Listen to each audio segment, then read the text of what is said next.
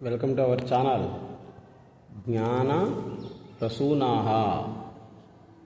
సద్గురు సుబ్రహ్మణ్యం గారు అత్యాశ్రమి వివరించినటువంటి జ్ఞాన ప్రసూనాలు 45వ భాగం ఇప్పుడు మనం చెప్పుకుంటున్నాం. లెర్న్ ఫ్రమ్ యెస్టర్డే, నిన్న జరిగిన దాని గురించి నేర్చుకో. అంటే నిన్న ఎన్నో అన్యాయాలు, అక్రమాలు, మానవమానాలు జరిగాయి. ఎంతమందినో చూశాము. వాళ్ళ నుండి నీవు ఎలా ఉండాలో నేర్చుకో. లివ్ ఫర్ టుడే, ఈరోజు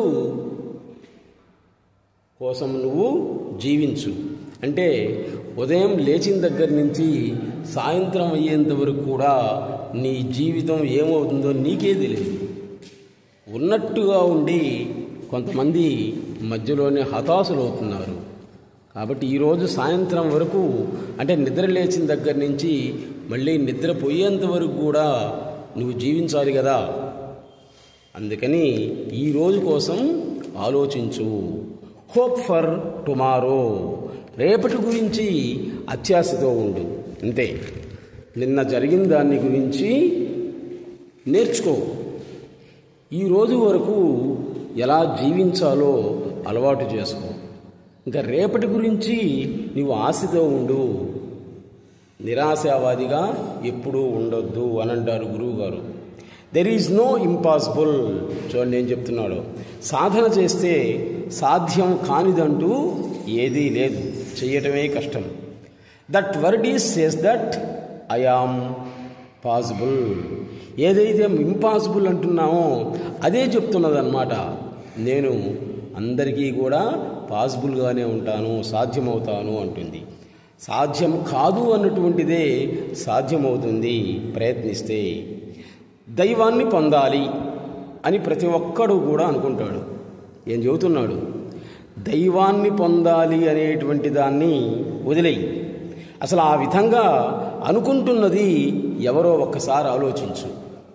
నీ మూలానికి నువ్వు పో అంటున్నాడు అన్నమాట.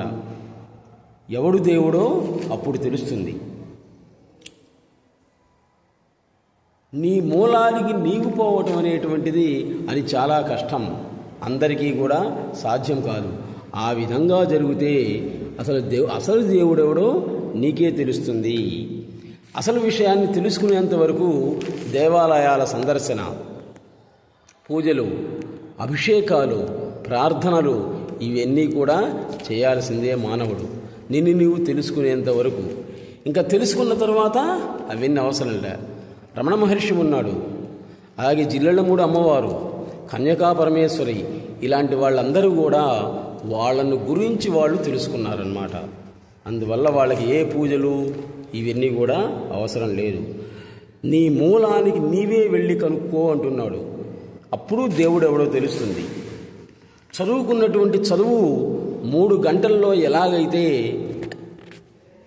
తెలుస్తుందో, అంటే వాటి రిజల్ట్ బయటపడుతుందో, అదేవిధంగా చివరి శ్వాసలో నీవెవరో నీకు తెలుస్తుంది. అంతవరకు నీవు పూజలు, అభిషేకాలు ఎవరికి చేసావో నీవే తెలుసుకుంటావు అంటారు సద్గురు సుబ్రహ్మణ్యం గారు. సత్ అంటే మూలం, సంగం అంటే స్నేహం. అది మూలంతో స్నేహం చేయటం నేర్చుకో. అంతేగాని 10 మంది కలిసి ఒక చోట చేరి చర్చించటం కాదు సత్సంగం అంటే. గ్రహమైనా కానీ పట్టి పీడిస్తుందేమో కానీ ఒక్కసారి గురువు యొక్క అనుగ్రహం కానీ, దైవ అనుగ్రహం కానీ పడితే అది చివరి వరకు కూడా నిన్ను వదిలిపెట్టదు. దైవానుగ్రహమే గురు అనుగ్రహం, గురు అనుగ్రహమే దైవానుగ్రహం. కాబట్టి వీటిని పొందడం అనేటువంటిది చాలా కష్టం అంటున్నాడు గురువుగారు. సంసార బంధంలో చిక్కుకునేట్లు చేసేది ప్రేయో మార్గం, సకల బంధ విముక్తిని చేసేటువంటిది శ్రేయో మార్గం. నీకు ప్రేయో మార్గం కావాలా, శ్రేయో మార్గం కావాలా ఆలోచించుకో అంటున్నారు సద్గురు సుబ్రహ్మణ్యం గారు. ఈ దేహం నాదే అనే మమకారం పెంచుకోవడమే మూఢనమ్మకం. ఇలాంటి ఎన్నో విషయాలను, ఆధ్యాత్మిక విషయాన్ని సద్గురు సుబ్రహ్మణ్యం గారు వివరిస్తూ ఉన్నారు. ఒకసారి అందరూ కూడా సద్గురు సుబ్రహ్మణ్యం గారిని దర్శించి తరించండి. Please subscribe our channel world teacher news. నమస్తే.